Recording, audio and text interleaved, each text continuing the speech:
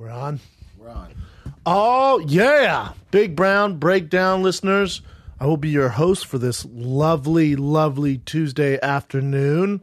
I am Brendan Shaw, back from New York City. What a great trip, man. You had fun, Chin? So much fun. A little too much fun. Maybe a little too much. It was a good time, man. I was packed nonstop, which is exactly how I like it. It started on Thursday, so Thursday morning, I went straight to Barstool Sports with my boys there around the headquarters. It's, everyone, most people, especially males, 1836. I mean, Barstool.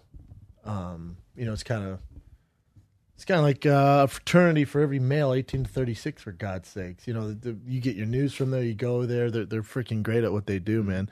But it's just cool to see how it all goes down. I was on the podcast there. It's at KFC Barstool. I think they just posted it today. And, man, they're brilliant. Smart dudes. Kevin over there and all the guys. So let me give a shout out to homeboy who really enjoyed it. It was just a good time, man, because, you see people, but Robbie Fox and Kevin, I did it with them at KFC Barstool. I think it's up now. Good conversation. Started with Barstool at 7 a.m., which is the time change. You forget, 7 a.m. over there is, 4 a.m. for us? It's ahead, yeah. Yeah, it took me a little while to get going. But those guys eased me into it like it was my first time. Like his prom night, my first time. Eased me into it. Good time. That's available now. And at KFC Barstool, he blasted out. You guys can find it on there. And then from there, I did a little shop with my brother and his boy Jason, who lives in New York. He showed us all around. Shout out to Jason. Shout out to Jason. Cool I don't know if New York has better shopping than L.A. I don't know, man. People think they do. You guys went to the super nice area, though, Went to Fifth Ave, where all the stuff is at. We went all around, literally all around. And then our boy Jason, he's a foodie. He's a thick dude. I think he's from the Philippines? Filipino, yeah. Yeah. He likes food. So he's like, I'm telling you, this is the best pizza. The best pizza on earth. And we went there, and there was a line, and, it's always gimmicky when you go in there, and there's pictures of celebrities, like, showed Khloe Kardashian, she can throw down some pizza. Mm-hmm. There's, like, pictures of everyone from Goodfellas, literally, Paris Hilton, just everyone. I'm like, God, that's usually such a gimmick. I bet this pizza's some bullshit. I should just go to Sbarro's. And then we got the pizza, and I posted a picture of it. It was fucking delicious. It was ridiculous. I think it's so funny because when you post something, and obviously people are territorial, like, you don't know shit about pizza, bro. You need to go to 6th and 7th off 34th Street. It's thin slice, you piece of shit. I'm like, God damn. It's pizza, man. I like this slice. You like yours. Relax. Some of the comments on there, I was like, oh my God, what's wrong with people? It's hilarious. And then Brian's boy owns this, like, these apartments above this restaurant. I guess it's hard to get reservations there. So I meet with Brian, tells his friend gets reservations. It's the only way we could. Otherwise, we couldn't get in. And we go there. It's Mediterranean food. I forget the name. When Brian's back in town, obviously when we're doing Finding the Kid, I'm sure Brian remembers. Hands down, the best meal I've ever had. Really? It was Mediterranean food. It was like fresh fish, this grilled octopus. I don't really fuck with octopus unless it's deep fried. It was just like straight up an octopus, like straight out the ocean, grilled. I don't know what their potatoes, their pita bread. God damn, the hummus, tzatziki. It was ridiculous. That shit was so fresh, man. So fresh. Other than that, man, a lot of good food. Didn't cheat on my diet too bad. I had the pizza, Mediterranean. I went keto. Obviously, I don't drink, so I didn't get too crazy out there. There's a great coffee shop called Mad Men Espresso. Went there every day. Place is delicious. The thing I find about New York is, I think because they deal with so many people, they have like the New York attitude. Like it's not that they're mean, they just don't have time to like fuck around. I know what you mean. Like I went to that coffee shop every morning, got the same thing every morning. It's the third day in a row. I'm in a rush. I'm like, yeah, can I I'll get the same thing I had this morning. But she goes, what? The what? I went with the same coffee I had this morning. She goes, I don't remember what the fuck you got this morning. How would I know what you got this morning? I literally just saw you like 2 hours ago. She goes, yeah, there's a ton of people come through. What do you want? What coffee do you want? I'm like, Jesus, man. But that's just, they're not being mean. They got to go. They got to go. Precise. Kinda, maybe, or they're just assholes. Or they're assholes, yeah. Or they're just assholes. Everyone's like, everyone has to fly somewhere. Everyone has to get to something, and they're well dressed. And it's a concrete jungle. It was hot, man. It's humid. The humid part was the worst for me. But those people you're talking about, I was trying to walk to MSG, or take the subway and everything. Yeah. And I would just ask people. They would see me with my map open. I'm like, excuse me, can I ask you for something? And they're like, depends on what you want to ask. Depends on, like, they're so rude. Yeah. I finally met one girl, Mallory or something, that helped me on the train and helped me get to MSG. Shout out to Mallory. Everyone. Shout out to Mallory. But everyone else was really, really, like, I think they just don't have time. Like, everyone's in their own world. They got to get going. I don't take it personal. I just feel, all right, well, fuck. Everyone has their hustle or something like that. It was great, though. And then, shit, man, Thursday night, Gotham Comedy Club. That was a fun one. That's the first time Brian's ever seen my show. Brian was there in person. First time. Seen a Big Brown Breakdown. Funny, right? Yeah. Well, he loved it. Yeah. That was fun, man. Great crowd. That place it was interesting to me because coming from going to Australia with the theaters, coming to Gotham Comedy Club, great theater. It's just the people are so close. Yeah. The audience is so close. Yep. So I don't have much room to move. I just thought that was the one thing I thought was interesting there. Stage was smaller too? Stage was small, yeah. Stage smaller, audience is way closer. Other than that, standard stuff. It was great. Passionate people in New York, man. Super cool passionate. Super fun crowd. I went to the Comedy Cellar. I think it was on maybe Friday night after rehearsals for Bellator. Friday night Comedy Cellar because our boy Dov Davidoff was doing stand up. Saw Tom Papa there. I mean, that's where everyone, Jerry Seinfeld, Dave Chappelle, like the best of the best in New York go there to work out stuff. It's cool. It's just, it's such a different vibe than Comedy Store, man. So crazy how just the difference between the West Coast and the East Coast, but you know, the greats run all their spots there. Legendary place. Then upstairs there, they have like, it's like a little bar and we always chill there. There's a bar and there's a live band. They're fucking really good. I love live music. You do, man. Yeah. I remember from Australia. You love it. Live music. I love it, man. So there, that was cool, and it's cool to see Dove do a set. And Dove's killing. If you guys don't know Dove's the guy on Crashing, that Judd Apatow series. He's the owner. He's like the promoter at the Comedy Store there. Okay. I'm trying to see. He's been every. If you've seen it, and his real jobs, he's a comedian, but he does a lot of acting. You've seen him on Invincible. Yeah. Amazing. He's really, like the really shady character. He's like the hater because he thought Mark Wahlberg was going to get big and famous to leave him. He's like the pure hater on there. And then he's on the cop show with J-Lo. I haven't seen that series. One, I don't watch those like cop drama shows, but he's on there. Anyways, he's a fucking great guy. Brilliant comic too. It was good to see him. They spent a lot of time with Jesse from Roots of Fight. We're all over with him, man. But what was interesting is, so we do Gotham Comedy Club. I have my show there, 2-hour show. And then the way it worked out is I did a deal with Showtime where I was breaking down the fights from an MMA perspective with Mauro Ranallo, right? And they did it. That is the only way timing could work. They put this together in like 3 days. Shout out to all the team at Showtime. So I get done with my show. Then at 10:30, I went to this like skyscraper. And on top of the skyscraper was this studio. Like they built this to a studio. So there's just 2 chairs and then the lights and the boom mic and all that. And then the whole crew's behind you. So you just see the entire New York skyline. Yeah. Like you see Empire State Building, everything. It was sick, man.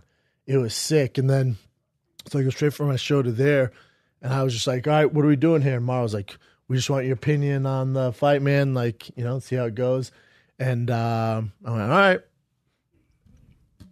And it was more like, you know, Mauro knows boxing better than anyone. Mauro knows MMA better than a lot of people. So, you know, obviously Mauro's stance, when you have a credible MMA guy who's taking a stance of it's not going to be a fight, and you have me.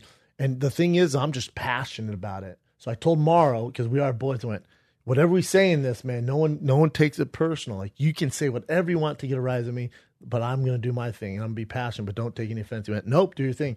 Mauro's the best of the best, man. And for probably an hour, I mean, we are. Button heads? We're not going at it. this. I mean, it's good stuff. I can't wait for you guys to see it. Sweet. I think they're going to wait till after the holidays and then after the 4th stuff and then release it. But I'll be doing some more work with Showtime as well. But it was the coolest set I've ever seen in my life. I mean, on top of the skyscraper, the entire New York, you look like Brian's bottom teeth skyline behind us. Just fucking gorgeous, man. Straight gorgeous. I love working with Mario. You want to talk about a busy schedule. He had a camera crew with him because he flew in for that. He did the walkthroughs for our Bellator production. Did Showtime, flew up that next day to do WXT, whatever wrestling for WWE, some new league, I guess. Commentated that in some other city. Then flew back to New York on Saturday to do Bellator. Jeez. I know, man. It was nuts. Crazy. But, them signing him and Gold, it's a big deal, man. Like, those guys make it the production looks so much better. And, during the fighter meetings were on Friday when you have Jimmy Smith, Goldie, Morrow, Josh Thompson, Jen Brown, and me, and we're all sitting around the table. Then you have the fighters come in. I was just looking at them like, God, what a crew, man. Yeah. What a freaking crew. Just the best of the best, man. That Jimmy Smith, I haven't spent much time with him, but God, you want to talk about just a knowledgeable resource for mixed martial arts. Me and him were arguing. I mean, it was just a friendly argument on who's the best of all time. He said Fedor, and I went with other guys. I listed off 2 other guys, and we're going back and forth. I said, yeah, but he didn't have drug testing then. And he goes, yeah, but then you got to wipe out all that. And we're going back and forth. I'm like, this dude, I mean, he knows his shit. And he's really, really, really good at his job. It's cool working with him. Just the whole night, man, being at Madison Square Garden. Like, I've never been to Madison Square Garden. This was the first time. So walking through and working there, I was like, what is going on right now? Yeah. And then you got to remember, too, I've never worked with Josh either. So all these things had to hit for the chemistry to work. I know Goldie, but I've never worked with him.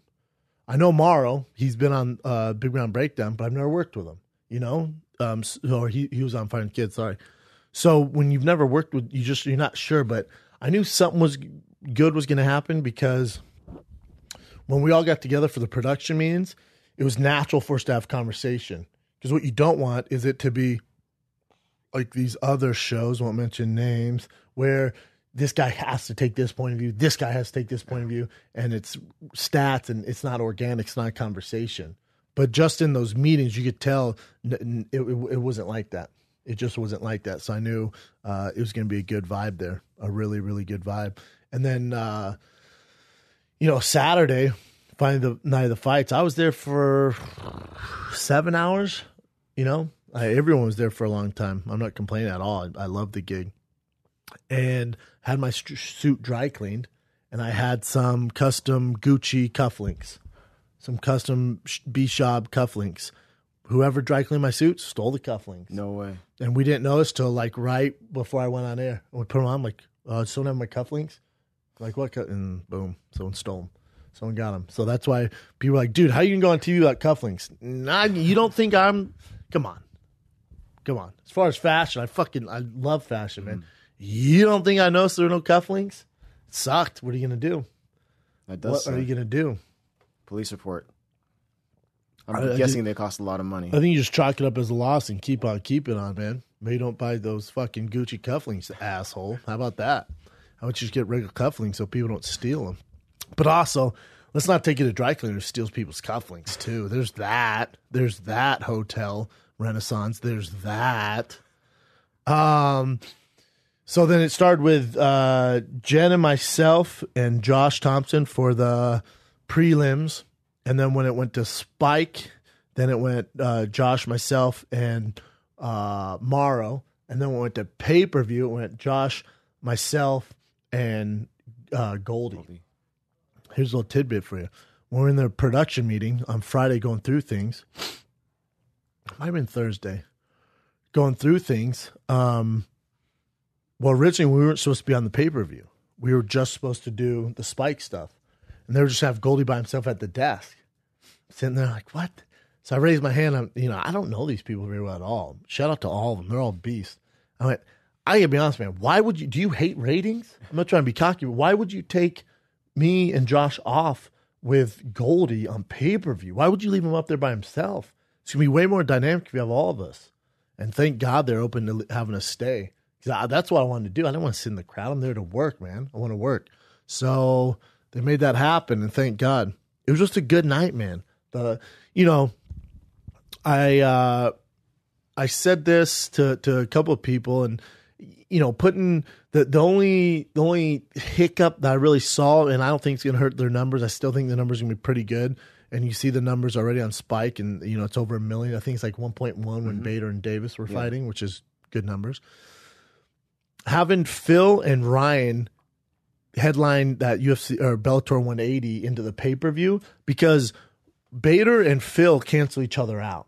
They're dance partners that you don't want to see dance. They're two phenomenal light heavyweights, but they're two guys who match up so well with each other, and they're so similar, and neither one really pulls the trigger. They're just not good dance partners. It doesn't mean they're not two of the top, light heavyweights in the world. They are, but together, you don't want to watch them fight. It's like watching paint dry. And now, to confirm that, you got it twice. But if Phil just wins one, you're going to get a third time. So hopefully third time's a charm. But that was my only kind of caveat with that lean to the pay-per-view. And now, from the pay-per-view model, I don't know how big of a deal that sells. Like, how many extras does it sell?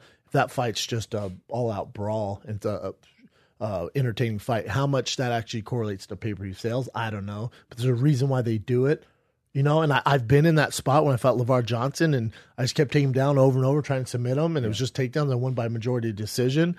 I remember the UFC was so upset. So they put it there for a reason. So that'd be the only thing. God, I would have put, obviously in hindsight, it's easier to say this now, and I didn't know Chandler was going to roll his ankle. I would have put Chandler Primus there, because Chandler's the face of Bellator. He really is. He's at 155, the way he looks, the way he talks. We've seen him a bunch of times beat Eddie Alvarez. He's had these amazing fights, beat Ben Henderson. I would have put him there. Yeah. But then you're like, all right, well, then you would have controversy. He rolls his ankle, but it's still good TV. It was still really, really good TV. But, I thought the whole night was great, man. I thought everyone did a great job. I enjoyed it. And wish I had cufflinks, but other than that, and I hyped the fuck out of Pico. I stick by the kid. I think everyone wants to throw him to the wayside now, which is very, very common in this MMA world. You're only as good as your last fight. With a kid like that, man, you're talking about 20 years old. That Gallagher's younger than he is by, I think, by like 3 months or 2 months or something like that. But he's the second youngest kid on the roster.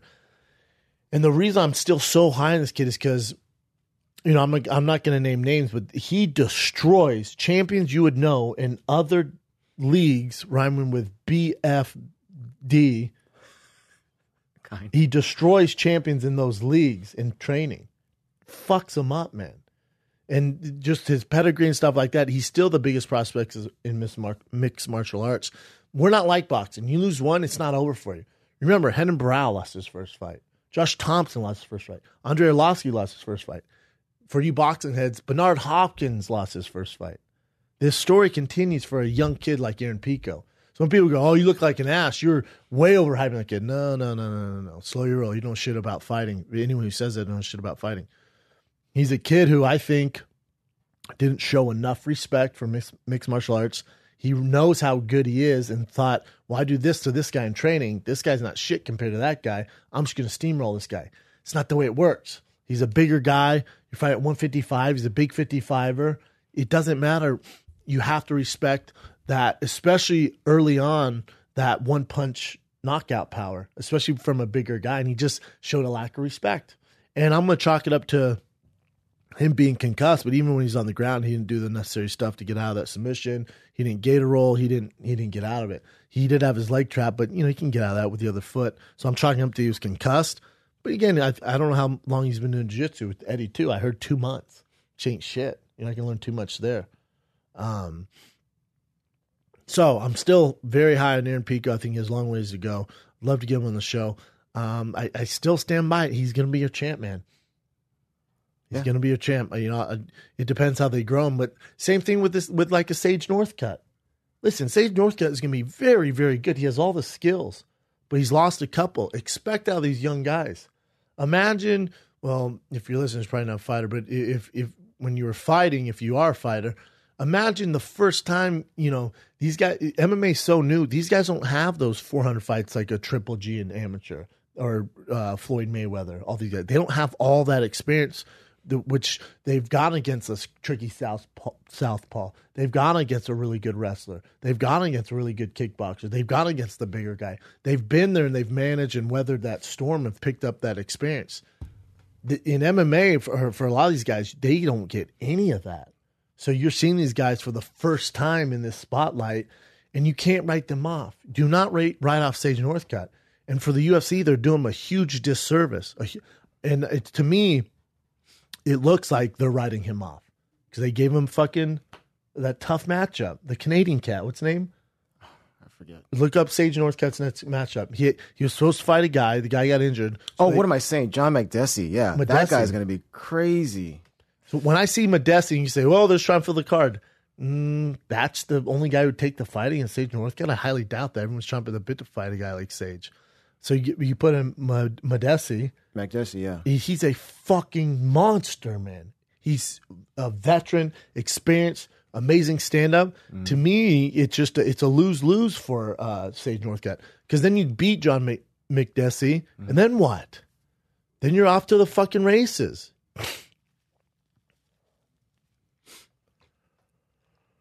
I mean, look at some of the names he's been in there with. Win or lose, how much more experience does this guy have? He has 1, 2, 3, 4, 5, 6, 7, 8, 9, 10, 11, 12, 13 UFC fights. 13.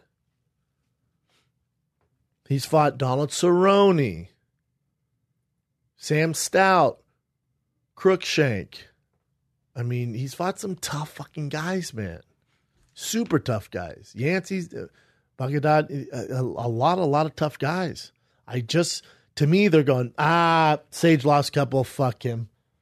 In a world, and this is what, if you're an MMA fan, this is what should be alarming to you.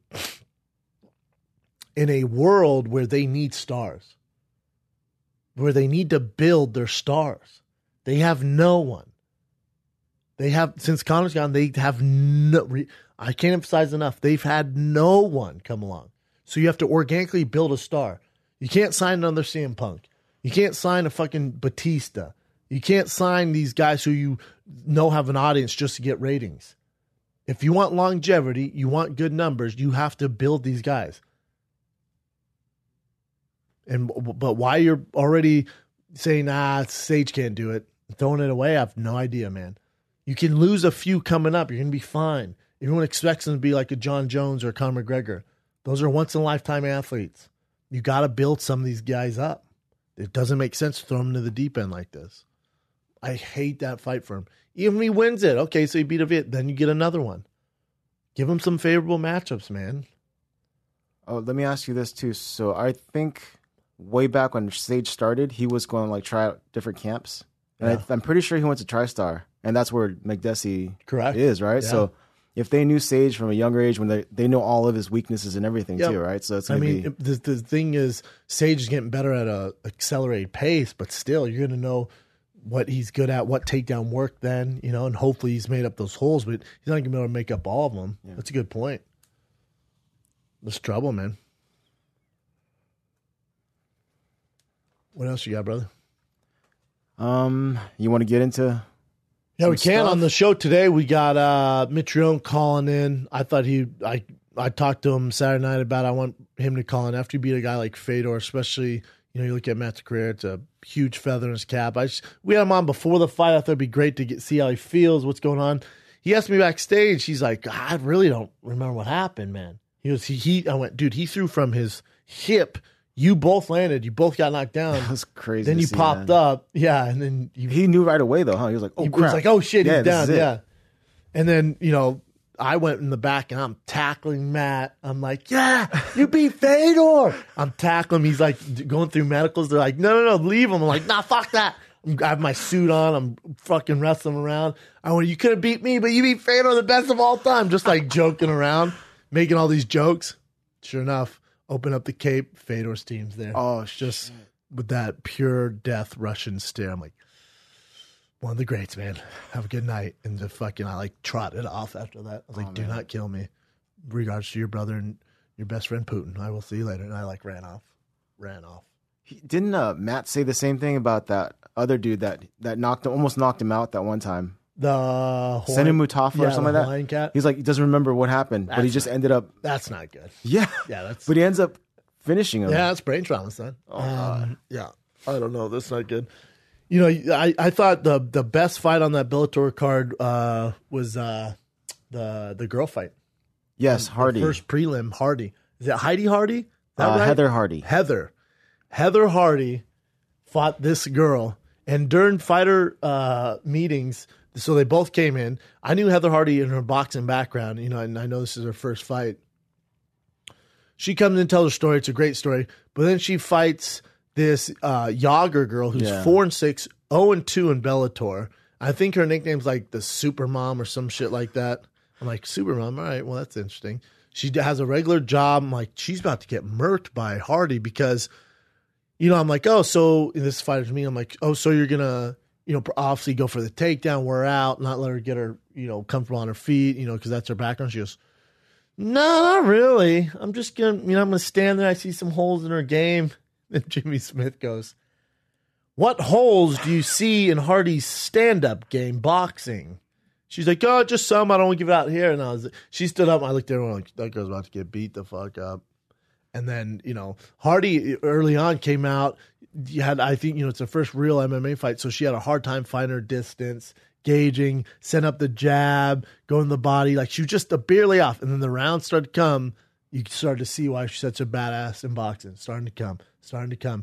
And then that third round, Super Mom, she's zombie mom. Mm-hmm. That zombie mom kicked in. She was just getting lit up and kept coming forward. And it made the fight, man. Like that Yager girl did not go away. This is the fight of the night. It was a great fight. And that Hardy girl, I wish, obviously we're going to get her on here and have her tell her story on here. But I told Bellator they need to tell Hardy's story because A, she's a pretty girl. B, she's a freaking world champion boxer, undefeated. C, when she was going through fight interviews, I found her captivating because she's a girl who was living with her mom and aunt in a one-bedroom apartment in Brooklyn, and her daughter. She has a daughter, and so there's 4 women in this house. She comes from a long line of strong women, and she just told her mom, she's like, I got to do something, man. I'm going crazy. We're in this house. I'm just with the kid all the time. I need to figure something out. And she gets I'm sure she'll correct me if I'm wrong, but this is how I heard the story. She gets a flyer for karate. And her mom goes, go do some fucking karate, work out something like that. And she's like, maybe. She goes down the karate place. And the guy's like, I don't know if this is a thing. There's a boxing gym up there, Gleason's. She goes there. I think she was 27 at the time or 28. Starts picking up boxing. What is she, 20-0, 24-0? World champion? It's fucking nuts, man. Not to mention she's a huge advocate for violence against women because she was raped and didn't speak out about it. But she has the platform. So she goes, and this was early on. She was in a box at the time. She goes from those horrible circumstances, trying to make ends meet, has a kid, single mother, was raped. Crazy story. Gets her shit together, goes into a karate gym. The guy's like, what the fuck you doing? Go try boxing. She's like, I'll try boxing. I need to just get a release from my kid. Because if you're a mother, you guys know how it is. Being around the kid all day, it's such a beast. So she goes to let steam off there. Ends up being 20-0, world champion. Now she's fighting Madison Square Garden. She fought at the Barclays Center. It's nuts, man. It's a great story, and she's educated. She speaks well. She looks good. She has something interesting about her. She has something about her. Yeah, she has this swagger about her. Swagger. That's a good word, and she's very comfortable. And she came in chewing gum. Just it's very New Yorker. Like it was a great story. I'm like, God, I hope they get your story out, man. Why the mainstream media hasn't picked this up is amazing. There's girls who don't be a do-nothing bitch. Women matter. Things are equal. That's all great. You're not doing shit compared to this girl. This girl was actually suffered from domestic violence, was raped, got her shit together, raised a young woman, is a single mother. At 27, walked into a gym, became world champion, undefeated. Then was like, nah, I don't want to keep doing this. Goes to Bellator, fights at Madison Square Garden on the Spike 180 kickoff for her first fight, and has fight of the night. In MMA. Don't be a do-nothing bitch is right. But she's actually doing it. That's nuts. It's nuts, man. More stories out there. We got to get her on. I'm sure I can hit up someone to get her on. Yeah, so I thought she had the fight of the night. And then you had, again, with Pico, that kind of took the breath out of the stadium. And then Wanderlei and Chael. With Wanderlei and Chael, I just thought, Wanderlei, you got to keep up with the times, man. You got to keep. I thought in his 4-year layoff, you would at least do some wrestling. I mean, Chael's a beast of a wrestler, but there was amateur takedowns, man. He said good timing, but what the fuck? He looked terrible. And the only time he was on his feet, it looked like he was going to knock him out. Chael got it done. I was a guy who kind of hated on that main event. It was one of the better fights. It was a freaking good fight, man. It was fun to watch because you knew if Chael didn't get him down, he was getting knocked out. God damn, did Chael need that fight more than anyone. Lima Larkin was my fight of the night going into it. It didn't end up being the fight of the night. What can you do? Sometimes that happens. Also, I know Lorenz Larkin had had some injuries in the fight, sustained some injuries. I think his right hand was broken. He had some other issues. So that's what you get. I also know Phil Davis was very sick going into that fight. It's another thing to mark if you guys are looking at that fight. Then the Zach Freeman and Pico, again, just didn't show any kind of respect, and that's what happens in the sport. The MMA gods do not care what hype you come from, what family, what's your background. None of the MMA guys was, yeah, here's Zach Freeman. Kikoof! I want to try that out. Hikoof! Sit down. Be humble, as Kendrick would say. And then Primus Chandler, you could almost say that's fight night, and my boy Josh Thompson said that was his fight night anyways. How about Chandler? Rolls the piss out of his ankle. And then he's trying to zombie Chandler mode, trying to knock this dude out. And he hits him hard. And here's where they fucked up. The ref in that fight, forget who the ref is. You cannot stop a fight. This is the rules. You cannot stop a fight unless it was an illegal knee or action to make that injury happen. So because Brent Primus could have took advantage of that, kicked the leg, and forced Chandler to kind of tap out, right? But, the ref goes, nope, he can't continue. You can't do that. So, because Primus can capitalize on that and actually finish Chandler off in the fight, because there's no illegal action taken there. So that fight should never have been stopped. So Chandler should have had the opportunity to keep going. He did kind of clip him too when he was hurt. But to me, you can't, I'm with Chandler on this, you can't really quote Brent Primus, the actual champion. That should be a no contest and then refight again. The belt should stay with Chandler. Now I'll see Matt Fedor, and we got Matt calling in any second now as well. Matt Fedor, I mean, that was just toss-up, man. That fight was nutsos. And you won on the Chinzo Machida, James Gallagher one. That was so fast. Super fast. But this thing, everyone's like, he's not a knockout artist. No. Slow your roll. He's a knockout artist. His background is striking. He has a karate background. Even his fighters in him, he's like, yeah, people know me for submissions, but stand-up's my shit. His movement, you can see the way. He all started with that lead right hand, that rock Chinzo. His striking's very, very good, but no one talks about it. Yeah, and it's super quick. James Gallagher's a star, man. Big star. Star in the making. All the fights were good.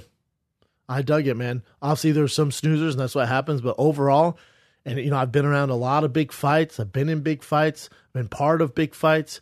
I've worked big fights. This had a real feel to it that I was like, look at Bellator, man. Look what Scott Coker has done. The production, the fights, everyone involved, McGregor, the marketing. I thought it was brilliant, man. And you guys know me, I'm a hater. I'll tell you how it is. I thought, obviously, there were some bad fights when, I'm not going to say everything was great, but overall, I give them fucking A, man. I give Scott Coker and the whole team an A for just Madison Square Garden, competing with, all of the UFC shenanigans, stuff like that. They killed it, man. They killed it. All right, brother, let's get in some current events. Sounds good. All right, the first one is Tyson Fury was on something called IFL TV, and he predicts that Floyd Mayweather will knock out Conor McGregor. I'm sorry, other way around. Conor McGregor will knock out Floyd Mayweather in 35 seconds, like he did Aldo in 13. The problem with that, and I hope he's right. The problem with that is the reason Aldo got knocked out so fast is because he's a pressure fighter and came forward, which created an opening for Conor to counter and knock him out so quickly. I don't see Floyd doing that early on, which is why Conor's going to win rounds early on, which is why I bet all these knuckleheads on this. If Conor's going to win, it's going to be in those first few rounds, so it's, to me, like, this isn't ludicrous to me to think that he knocks him out in the first minute or first 3-5 seconds, because it's new for Floyd with the movement. It's Conor there. He's a bigger guy. He hits harder. He hits harder than a lot of other guys that he's fought. It's awkward, to me, that's not ludicrous to say. Don't get me wrong. Tyson Fury he's crazy and he has his demons, but with this whole Floyd thing, and this is what I was telling the Showtime guys, with this whole Floyd and Conor thing, is be open-minded enough. This is my message to the mainstream media. Be open-minded enough to think that it is a possibility that a guy 4 years ago was cashing welfare checks, is now the biggest draw in combat sports history. In 4 years, he's done this. In that short amount of time, he's done this. Because I don't live in a world of absolutes. I don't live in a world where I want to see people who have these governors on them. I don't want a car that has a governor on it. I don't want to live in a world of, that's his max potential. Stay in your lane. There's nothing worse you can stay a human being than stay in your lane. When you force that on people, or you call this, this is a money grab. Conor doesn't have the 30 years of experience like Floyd does. He could never win. He can't touch him. He has no chance. All you're doing, and it makes you look like a dumbass, is you don't have the creativity, you don't have the open-mindedness to realize that Conor's a once-in-a-lifetime athlete. Everyone goes, you're a dick ride on Conor McGregor. What are you, from Dublin? Take all that out, man. You don't know boxing. You do not know mixed martial arts. This is for all mainstream media. Don't even get me started on fans. That doesn't even matter. But when you critique a guy like Conor McGregor, you have to realize that he's setting ceilings, and he's setting the bar so high, we haven't seen it. So of course, the easy thing to say is he has no shot. He hasn't put in his 10,000 hours. He has put in his 10,000 hours. You just don't know what he's done with those 10,000 hours. Floyd has seen every style. He has in boxing. He has not seen this style, which makes this interesting. He won't win a round. Cool. Then let's bet the $100,000. Max Kellerman goes, you know what Max Kellerman said? We never know in this game he could win, but I wouldn't bet on it. That's what I thought. That's the thing. We do not know. But you guys live in this world where you want absolutes. You're talking about a guy who knocked out Eddie Alvarez, who will be a Hall of Famer. Talking about a guy who murked Jose Aldo, fucking murked the guy, who's one of our best strikers ever, who's put in his 10,000 hours. Eddie Alvarez put in his 10,000 hours. And when people go, but look at the output, look at the CompuStrike numbers. That makes you look stupid. Our game is not a game of jab and output. Our game is a game of finishing and capitalizing on mistakes. And finishes. Boxing is not. So there's going to be a higher output. They're in two different lanes. Swimming lanes, but we're both in the goddamn pool. One's doing the breaststroke, one's doing the backstroke. But we're both in the same pool. So my challenge is all those old heads, and it's not even a challenge. They're so old school, it doesn't matter. Of course this sounds ludicrous. Of course they go, oh my God, this is just a gimmick. Oh yeah? It's a gimmick? Then why do you guys cover it every day? If it's such a gimmick, what else you want to talk about? Talk about the MVP Russell Westbrook just got? Is that what you want to break down? What sport are you going to talk about right now? You hate on this fight, yet you guys cover it every goddamn day. And people, well, they don't, because your numbers are terrible, especially on Fox Sports. Numbers are awful. Because you have uneducated people talking about, because they have to. Because producers tell you have to take this stance. Skip Bayless, take this stance. Their team, let's listen to the Big Brown Breakdown, listen to Schaub, then dish it to Skip so he can sound educated to do what he's talking about. Hey, Shannon, make sure you take Floyd, because this is the easiest route. There has to be, there's ceilings on this game, man. And unfortunately, Conor breaks those ceilings. Again, he's a once-in-a-lifetime athlete. So is Floyd. But Floyd retired for a reason, a good reason. He's 40. You think his skills, his sharpness, his quickness, all that carries along when you turn 40. But what about Bernard Hopkins? Okay. Bernard's not fighting guys like this in his prime. Conor's in his absolute prime. He's the bigger guy. He's the faster guy. Oh, come on, man. How's he faster? Again, you're talking about a guy that comes from the mixed martial art world where the margin of error is so small. You can get finished at any second. In boxing, it's not the same. In boxing, you talk to any big boxer, unless it's really a heavyweight, even a heavyweight, it takes them about 6 rounds to get going. Take rounds off in MMA. Let me know how it goes. Take 1 round off. You're fucked. You're either going to get finished or you're big time behind on the cards. Probably a 10-8 card. Spend the 5 minutes on your back and mount. Let me know how it goes for you. You're probably down 10-8 because you took a round off. We don't have the same luxury as them. You're talking about a guy who has passed bigger tests. Oh, bigger tests than Floyd Mayweather? Yes, because Floyd Mayweather is tiny. He has 12 rounds. He can afford to lose rounds. We cannot. Our margin of error is so small. So small. Again, he did it in 4 years. He's setting ceilings that we have not seen before. So why would you limit him now? Because you don't know shit about this fight game. Because you yourself would never risk anything, so you hate on everyone else that does. That's why you do it. That's why you hate on Conor McGregor. It's easier to support Floyd. Of course Floyd is the favorite. He's 49-0. You can argue he's the greatest boxer of all time. That's fine. I'll take that argument. This is not your typical boxing match.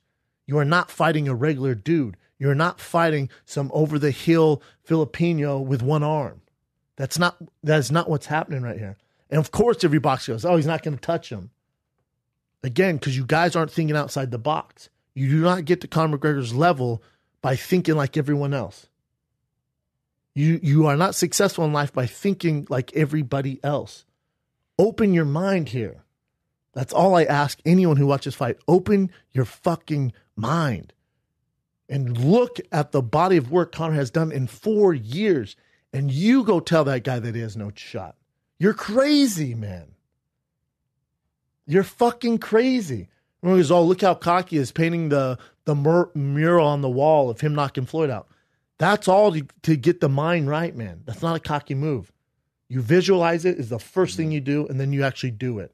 That's all that is. But people, this is easy, man. This is easy. Oh, Floyd got this. And also for me, hate to tell you, it's hard for me to stick up for a guy regardless what the fuck he does inside the ring who beats women nonstop. That's the other elephant in the room. It's a little tough for me to root for the guy and defend the guy. It makes it challenging for me, man. A straight up, I mean, you're talking guy straight up hits women. It's well documented. I'm not making this up. And then you go to his Instagram, and all it is strip club. And then a picture of maybe his daughter, like, good luck this weekend, honey, at whatever fucking bullshit tennis event or whatever she's doing. But strip club, tennis. What? The fuck is that? So you can, if you're the mainstream media or you're the person at the party going, this is a circus, this is a shit show, this is a money fight. Are they making money? Yes. But when you say that, know why you're saying it. Why are they making money? Because you have a 40-year-old, the pound for pound, best pay-per-view number guy in boxing ever, against the pound for pound, best in his prime mixed martial artist in the world. That's why they're making money, but that's why this is intriguing. The easy thing to do is write this off. All I'm saying, read before you actually make comments. Educate yourself before you make comments. There's a lot more to it than just going, money fight circus. I heard Manny Pacquiao, is this one of your current events? One of Manny Pacquiao? Mm-hmm. And we'll get to it, I'm sure. Manny Pacquiao going, he won't touch him. Mm-hmm. Mm-hmm. I promise you he does better than Manny Pacquiao did. Oh, that's fucking crazy, man. No, it's not crazy. Manny had one fucking arm. He was over the hill. He has no business fighting. He's fighting this weekend on ESPN. Yeah, I don't want to see him fight anymore. I promise you it will be a more entertaining fight than Manny Pacquiao, Floyd Mayweather. Quote me on it. Write it down, tweet it to me. I don't give a fuck. I promise you it will be more entertaining than that. It will be a more competitive fight. That wasn't even a fight. I don't know what that was. And these guys want to throw shade. Yet Manny Pacquiao was open to fighting. Bob Arum wanted Conor to fight him. Oscar De La Hoya wanted Conor to fight Canelo. And all of a sudden they don't get it. Oh, this is a circus shit show. Weird, because you guys all wanted it. But now it's not happening on yours. You're shitting on it. All I'm saying is open your mind. Just don't be that guy at the party who goes, it's just for money. It's a shit show. Because you're all going to get it. And all you're doing is regurgitating what you see on Instagram or Twitter. Don't be that guy. And for those media members out there, do your own homework. Look into this. Just don't go, one guy has his 10,000 hours, greatest of all time. Other guy has no boxing background. Terrible fight. I got Floyd. Don't be a fucking sheep. Be a zebra. Read some shit, man. Come up with your own conclusion. And if your own conclusion is still, Floyd's going to get this, that's fine. But you can't say there's absolute no possibility Conor wins this. You can't say that. You lose all credibility when you say that. Are the chances low? Sure. Vegas will tell you that. What else you got, Jin? The next one is something that you tweeted or retweeted from a guy named Mike Dice. I guess he's a reporter. Yeah, I forget who he reported. I'm not familiar. It's at Mike Dice, but they tagged me in this, which is how I became aware of this.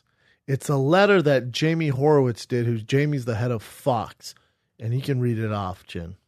The tweet that Mike said was, Fox Sports let MMA writers go to focus on Shannon Sharp's opinions. Who didn't think lightweight Nate Diaz could fight at 155? And then there's like an article. Well, actually, he included this. Just read what the clip there for me, Jin. You don't need to read that goddamn entire article. The clip? That little clip right there. You want me to read it? Go for it. Okay. Let's see. We are also going to walk away from non-core digital original content. There are some projects we have worked on. Again, it's not a value judgment that these are not good. Just like The Dare, these things were enjoyable, but they don't belong at Fox. And The Fire and the Kid was actually doing the worst version of it. They were actually using our brand to build up their brand. And really what we want is to lean into the people that are already part of the Fox family. We're not trying to build outside brands. So we're going to walk away from this strategy. Instead, we're going to focus on using our A-list talent. This is one of the many good things that has made Shannon Sharp weigh in on the Conor McGregor fight. That's perfect. This is his words to a T. We own Shannon Sharp all across all platforms. And Shannon is weighing in on what was the big story of the week. That's what we want to do more of. We own Shannon Sharp across all platforms. Sir, you are the head of Fox. You have got to use your words more wisely. You are not a slave owner. You do not own him. This is 2017. You are a privileged white male. And don't ever get it twisted. Sit down, be humble, know your role. You got fired from your last gig in a week. Don't ever come at us like that. So when bring that back up for me, I was trying to be cool, man. We went our separate ways. I wasn't going to say anything. Fire and the Kid's killing it. We've never been bigger. Fox is on a sinking ship. It is what it is. So when he put, and the Fire Kid was actually doing the worst version of it, they were actually using our brand to build their brand. Let's go over that. So when you say we're using your brand, which would be Fox Sports. Again, I was trying to be cool. We're going to cover this real fast and move on because this is so far in the past and we're doing so much better. It's not even funny without them. So this is how this all went down. Fox provided a studio and Evan the Beard. That's it. Evan Baird was even a producer. He was a guy who worked on stuff for mixed martial arts. Like, hey, we need you to produce this show for us. When we came to them, they didn't even have a podcast segment. They had nothing. They've never even heard of podcasts. So they asked us to come on board and help them grow this podcast thing. They could not pay us. They said, you know what? We can't pay you, man. We have no money. We have no money to give to you guys. I went, cool. Here's what we'll do. We get all of advertising. If this thing hits, that's the way we get paid. We get all of advertising. They went, yeah, cool. They had no idea about podcasting. So paying to 2 years later, they find out how much money we're making. They go, we need half. I went, well, we can't give you half, man. That's not going to work. What is your value? If you think the value is you guys providing a studio and tweeting out our podcast, let's just go through the numbers. When you guys tweet it out, and I had all these numbers, I have my shit ready to go. When you guys tweet out, it gets 4 retweets. When I tweet out, it gets 26 to 45, depending on the guest, at least in the first hour. So what value do you guys bring? When you say we were using your brand, you mean the Fox Sports brand? We booked all of our own guests. They provide no guest for us ever. So there's no cost there. They would use our content to create articles that would be their highest rated articles of the week based off what I said or Brian said. Creating content from them, which they got paid on. We saw none of that. They would use the videos to create income, and they would get paid from that. We saw none of that. We own none of that. When we did Find the Kid 3D, it was mine and Brian's idea. They didn't want to fund it. So I went, here's the thing.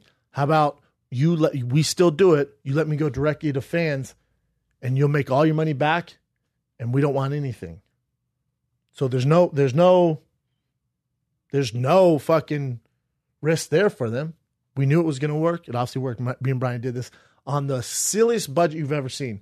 #1 comedy on iTunes. Beating out Amy Schumer, Tosh.0. #2 overall in the world. Beating out Games of Thrones. Beating out Entourage. All those shows you watch. Beat out all of them for most downloads. What are we talking about here, man? Name one person that goes, dude, I used to listen to Finding the Kid, but since you left Fox, man, that Fox logo on the bottom of your Instagram post, that shit was sick. And never.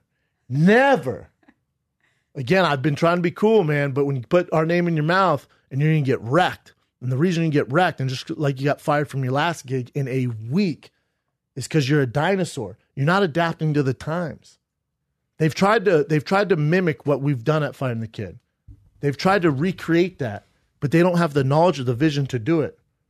Every podcast you see that they have, you can add all of them up. They do not beat the Finding the Kid one episode. They do not beat the Big Brown Breakdown. All of their entire database does not beat ours. So when you say we built our brand off you, you're full of shit. When you came to me and said, we want 50%, I laughed in his face. And when you said, we want to do this show, but we want it just like ESPN show, and I said, no, we're not doing that show. That's not creative. All you're doing is regurgitating what ESPN does. Get off their dick. Do your own thing. Otherwise, you can get shitty ratings. And as soon as I left his meeting, I looked at Brian and said, we got to move. He goes, why? This is a sinking ship. You have a privileged white guy who grew up rich, who has no creativity, who got fired from his last job, riding this fucking Fox boat directly into a glacier. That's exactly what they're doing right now. And they don't have any vision to think outside the box. We have got to go do our own thing. And our numbers fucking doubled. I was just going to be cool and leave and not say anything. But then he goes, hey, let's go our separate ways now. And I agree, man. You guys are doing this over here, which I think is old school way of thinking. You got to be more digital. You got to be more current. You can't just get old football players and white guys named Skip Bayless to drop knowledge on things they don't know about. You cannot do that. That will not work. And the ratings will prove that. And they are proving it. Those shows are terrible. You cannot do that. There's too much. You got to keep up with me. You got to keep up with Joe Rogan. You got to keep up with content. You got to be fresh. You got to be new. You guys are too old school. It's just, and I was trying to be cool, man. Then you do shit like this. He should have said they don't belong at Fox. The Fire Kid was actually doing the worst version of it. Let's just go over worst version of it. You guys came to me, could not pay me what Brian and I were worth. So I made your team, your employees that you hired, sign a contract saying I get 100% of advertisement. Any person with a fucking brain on the and that can gauge where podcasting is going and go, whoa, you can't let them do that. You signed off on it, sir. I was not building my brand off yours. I was building just my brand. If anything, it gave you guys validation. And you've tried to mimic this over and over, and you've failed miserably. And you've laid off so many people because you guys don't know what the fuck you're doing, which is exactly why we left, which is why your ratings are down, which is why you got fired from your last gig. Because you're a rich, privileged white guy who thinks he's creative, and all you do is mimic what ESPN does because you cannot keep up. We will see who finishes on top. We've already won this race. We've already run. Why are you still mentioning this? How long ago was that? How fucking long ago was that? Now you're firing your whole MMA. What are you doing? And now you have Skip Bayless arguing for mixed martial arts. You have Shannon Sharp, who you own supposedly, who's an African American. Just think about this. You're a rich, privileged Caucasian running a huge corporation. And you just said, I own this African American. What the fuck is wrong with you? What the fuck are you doing? This isn't even, I'm out of that lane, man. Imagine if you're Shannon Sharp. You own him? If I'm Shannon, just as a man, as a grown man, I'm like, bro, you can't say that. Dude, you own me? No. He is lending his talents to you. You do not own shit. He can walk whenever he wants. You do not own any human being. When you read a quote like that says, we own him. We own Shannon all across all platforms. Right there should be a red flag for anyone working at Fox right now or Fox Sports. When I say it's a sinking ship, that ship has sunk along with the ratings. They cannot keep up. Name the last thing they did well. Go. Name one fucking thing. The Skip Bayless show, crashing. You listen to Jason Whitlock with a stupid hat going, next!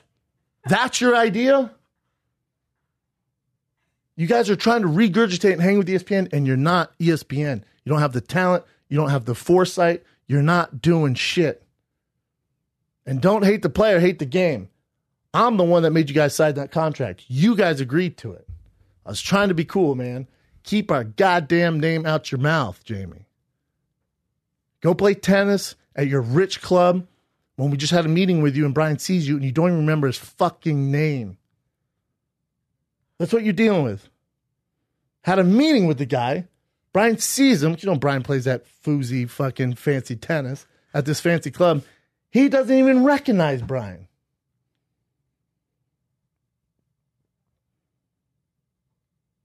And then he tells me, listen, one thing about TV, I know the business.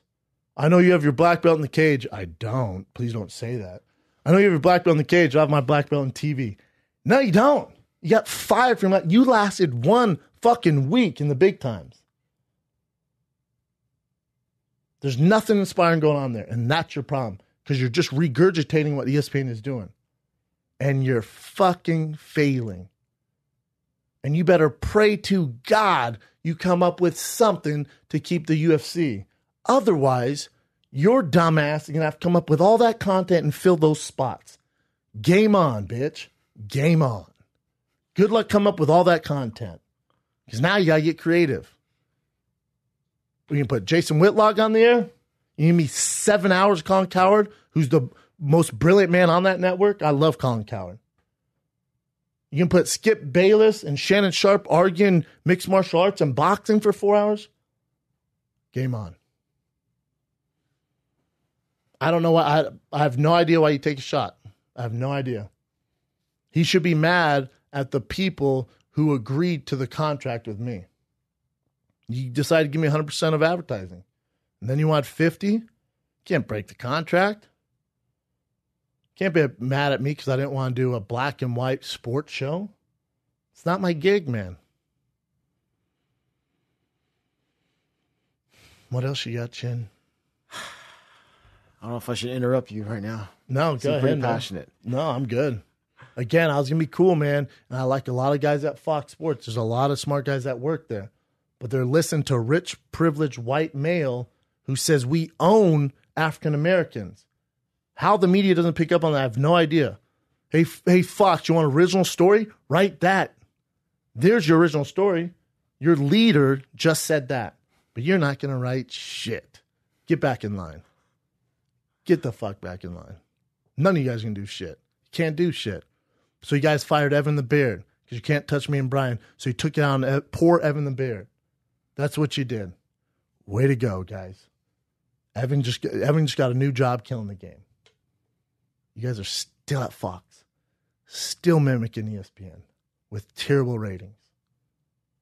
Get back to your fucking tennis. What else you got, Jen? All right, this kind of goes in that same direction. You mentioned how hopefully they can keep UFC, Fox. Yeah. So WME, IMG, I guess they have the opportunity to renew on July 1st, right? Somewhere on then. Mm-hmm. And they're saying that they're going to up the price of it for them to be with Fox. So Fox would have to pay much more. Man. Yeah, so it says, and what was this? This was on Hollywood Reporter. So when you got Hollywood Reporter reporting, you're getting outside the box here. It's not an MMA junkie or MMA Hour, Ariel Hawani or something like that. So this is interesting. So it says after paying $4 billion for the MMA company in 2016, the sports entertainment behemoth is seeking a big price increase for its rights package, which is tough, man. That's tough to do because scroll down for me. It's tough because views are down. So they start off strong, and again, these are Fox Sports 1 numbers. So when they say, it's doing great, for Fox, it is. So the marquee for marquee Fox UFC Fight Night main cards averaged 2.7 million viewers, which is down 5% year after year. And for Fox, again, it's about them filling a ton of time if they don't renew it. What are they going to do? Because they jumped in bed with the UFC. The numbers aren't there. It's been their lowest ratings ever for a year, which there's a million reasons why. Part of WME, they don't know what they're doing. Part, Dana White made $400 million. Part, you have your biggest star fighting in boxing. That's all anyone cares about. And, the way the UFC makes their money is pay-per-view. Here's a little alarming thing that I don't think a lot of people are paying attention to. They just canceled their August pay-per-view card. Do you know that? Yeah. When's the last time UFC canceled a pay-per-view card? So that's a little scary. I think it's a number of things. I think they don't have the stars to headline a pay-per-view. They didn't come to agreement with Mighty Mouse to fight TJ. B, they're not going to compete with the Floyd Mayweather-Conor McGregor fight. Anyone who's fighting in August, just forget about it. You're feeling the kind of the effects of the May Conor fight. It's going to be tough to get anyone's money the month of August, and also any coverage. If you're not writing about Conor Mayweather, you're not doing shit. So why even compete with it? So I think that had something to do with it.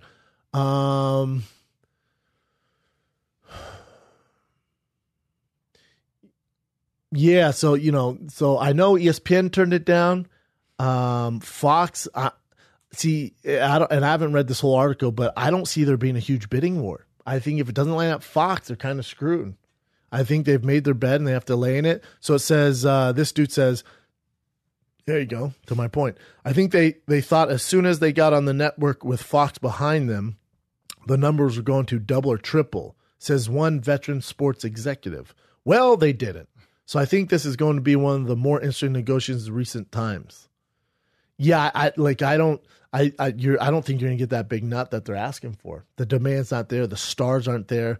What I did hear is if they were going to give it to Fox to get this big payday, Fox isn't going to do the pay-per-view model anymore. So you're going to get all your fights like on Big Fox. No more pay-per-view. But then what do you do with Fight Pass and the other stuff?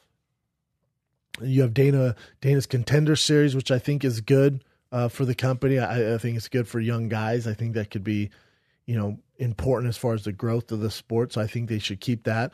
But again, with Fox, you lose UFC, what are they covering? That's the bread and butter. So I think they're going to get it, but you're going to get some kind of give and take both ways. I think UFC is going to say, all right, we'll do it for that, but then you get rid of pay-per-view? Because Fox is going to say, we're going to pay this, but you got to give us pay-per-view because we keep going what we're doing now. It's on a downward trend. It doesn't make sense for us to pay that much. So that's going to be the interesting. It's going to be Fox, I think. I don't see who else would take them.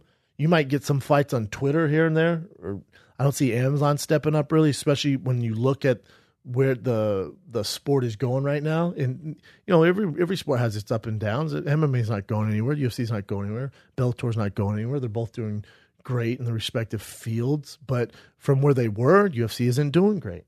And so they're asking for this big payday, and Fox really is the only home for them. You're not going to see a ton of competition. The thing with this, the red tape's going to be, we're not doing pay-per-view anymore, which is how UFC makes all their money.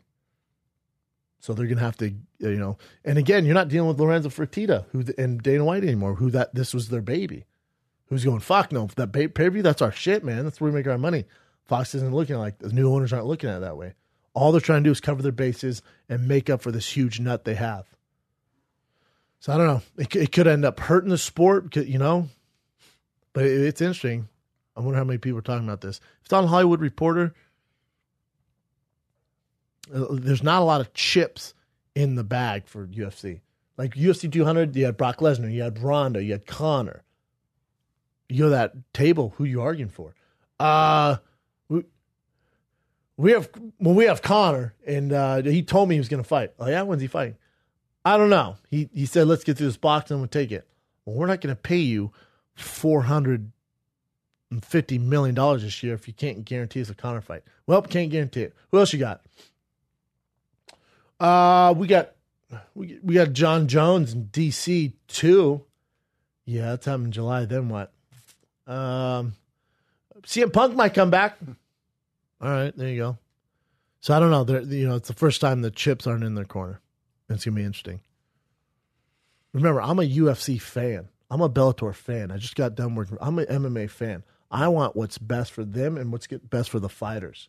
I do not want to see them do bad in ratings. I do not want to see Bellator do bad in ratings. I don't want any of them to do bad. What's good for them is good for my business.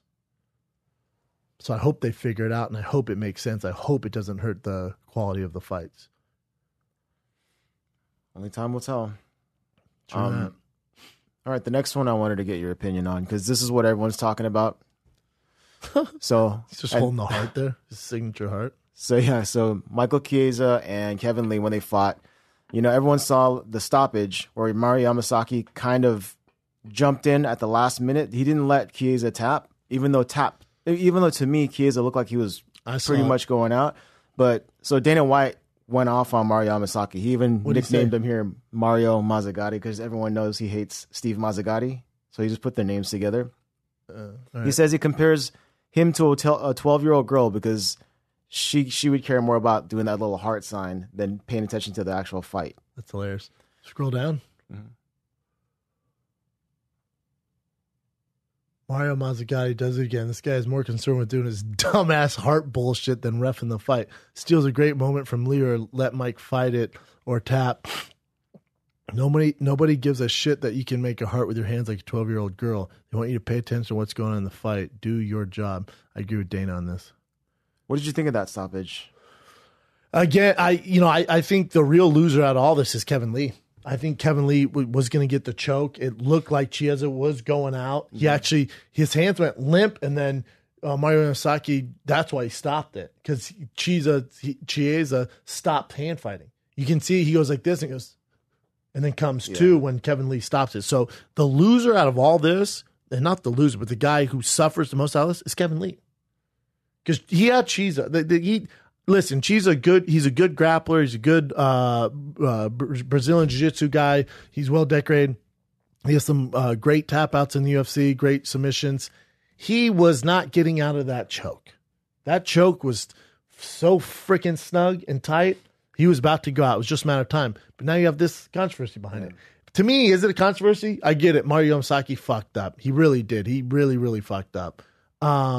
You gotta let a guy tap, especially it's not a joint manipulation. It's a strangulation, which is cutting off oxygen and blood to the brain. You gotta cut that. You gotta let that go. He's not going to get hurt. You got to let that go. You can't be the reason why there's this controversy with the fight now. So, again, the guy who loses out of this whole situation is Kevin Lee. I do not want to see a rematch. I do not want to see those guys fight in Detroit in December when the fuck it is. I saw how it went down. Kevin Lee won that fight. He won it convincingly. The only thing that there's any question there is why Yamasaki jumped in. What are you doing? Get the fuck out of here. Let these guys fight. But for Kevin Lee, this country, I just move on. He was going out.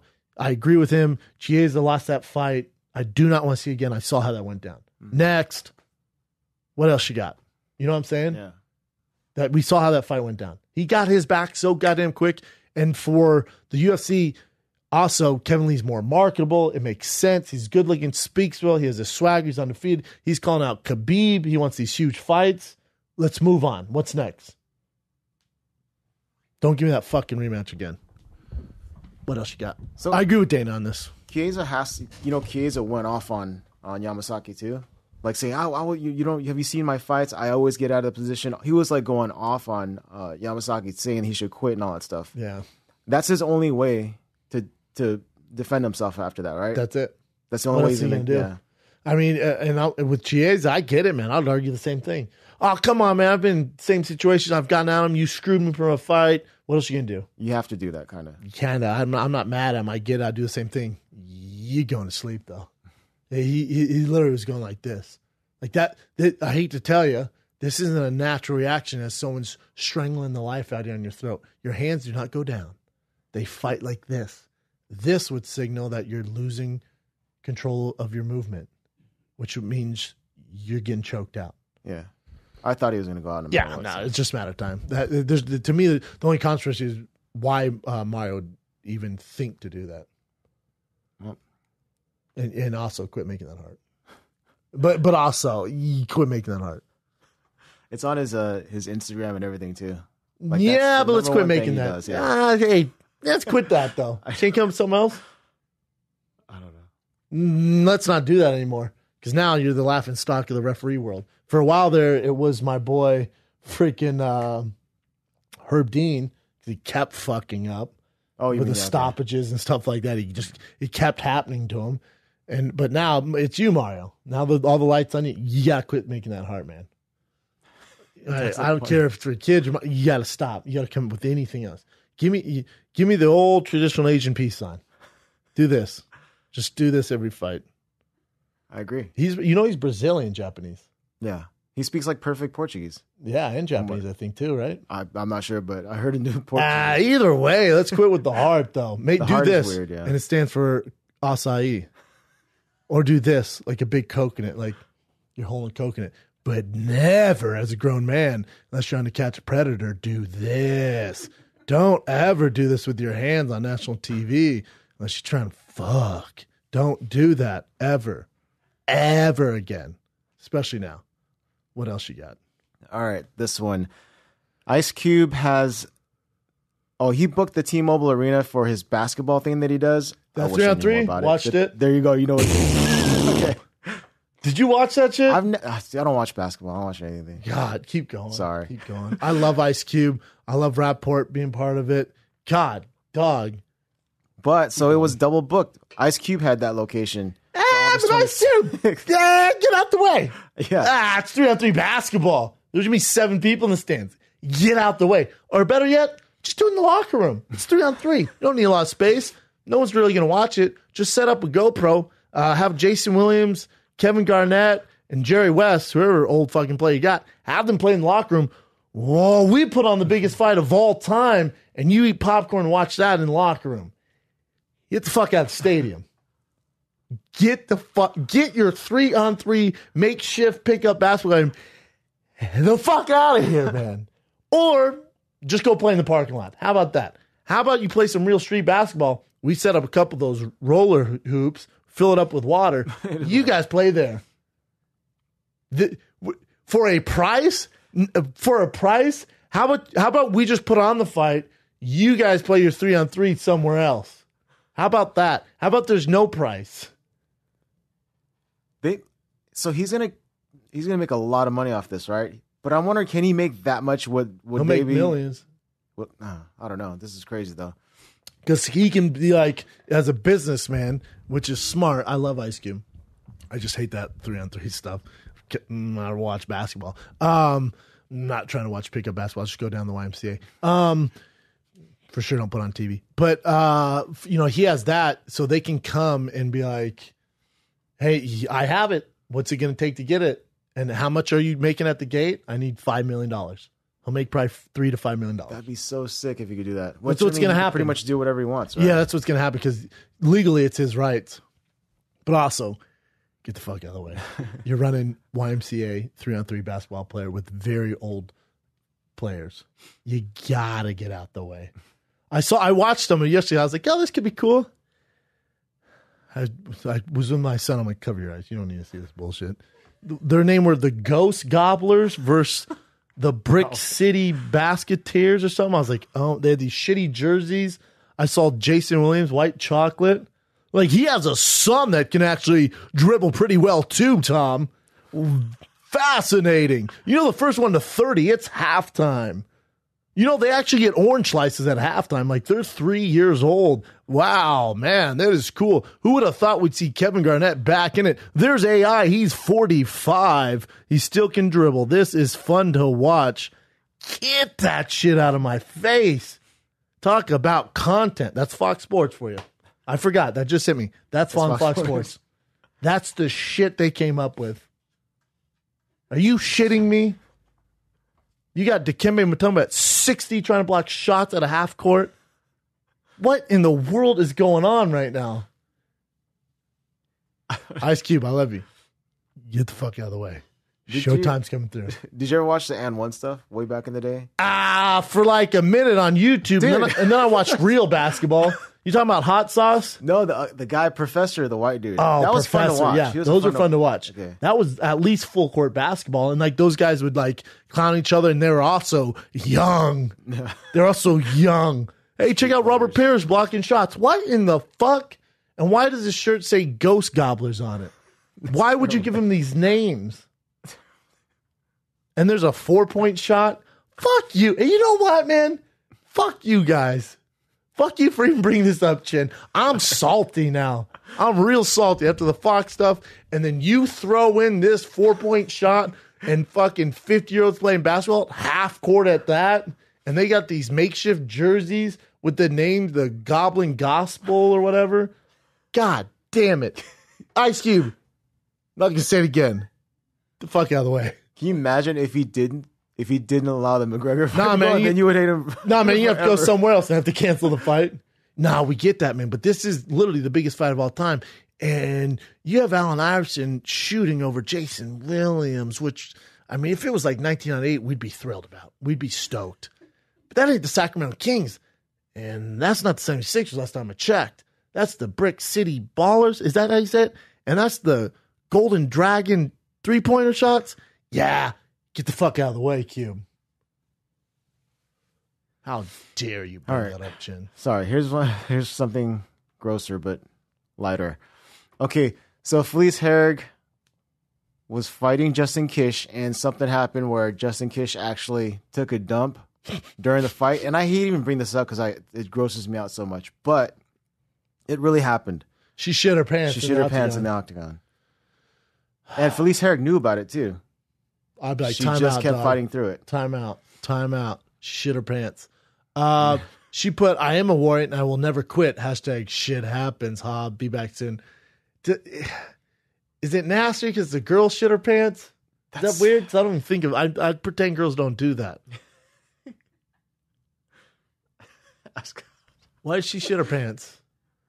She got like caught in it was like a hold or something. She just shit her pants. Oh, I don't want to see that picture, but I mean, she just, that's sometimes doo-doo, they have messed up stomach problems. And I fought with nerves before, and I had diarrhea in the back. Never shit my pants in the cage. I was knocked out, and still my asshole was like, "Nah, not today, son. It's bad enough you got knocked out on public TV. We're not gonna let you shit your pants." Yeah, I don't know how that happens, but that is freaking gross. Oh, what's the worst can happen? I don't know. You lose and shit your pants in front of everyone. Nah, that never happens. And you would stop it, right? If you were in the middle of a fight? I don't know what the precautions are here. I don't know what the. I mean, if you saw your opponent, if I saw a turd come out, oh, and you could I'm like, possibly. are you kidding me? You shit. Can we get some sort of medical team in here? I mean, blood I can deal with. Shit, you know what? I gotta draw. This ain't worth it. I am not scat babing this fucking octagon right now with this dude. No one is taking a dump on me when they're in full mount. I'm gonna have to go ahead and exit out. You know what? This ain't worth my full pay. I'll take half pay. Get that turd out of the cage. I quit. You know what? I quit. You rub diarrhea on me, I fucking quit. Look at this girl. She shit the octagon. Oh, it's so gross. Not fun. Poor girl. At least not that many people are watching. All right, so since one of the persons fighting there was Felice Herrig. I like Felice. She said during, I think this was a post-fight conference, she said that the UFC is not promoting her because she's not pretty enough. What do you think of that? See, I disagree. I think she's pretty. I think a lot of people think she's pretty. Yeah, I think she's pretty. Her Instagram, you look at her shots, like, God damn, girl, keep doing the damn thing. Mm-hmm. I think she's just getting lost in the shuffle. I literally think she's just getting lost in the shuffle. You're going to see this out of a lot of people.